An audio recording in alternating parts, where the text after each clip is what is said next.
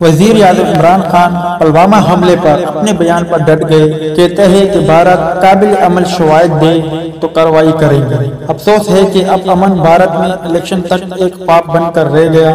وزیر اعظم عمران خان نے بھارتی اہم منصب نریندر مودی کے بیان پر رد عمل میں کہا ہے کہ پلوامہ حملے سے متعلق اپنے بیان پر قائم ہوں۔ بھارت ٹھوس شواہد دے تو ذمہ داروں کے خلاف کارروائی کریں گے۔ انہوں نے نریندر مودی سے کرکٹ ورلڈ کپ کے موقع پر ہونے والی ملاقات کے حوالے سے بتایا کہ ان کے 2015 میں نریندر مودی سے نئی دلی میں ملاقات ہوئی، جس میں اتفاق ہوا تھا کہ اگر غربت کا خاتمہ ہماری ترجیح ہونی چاہیے۔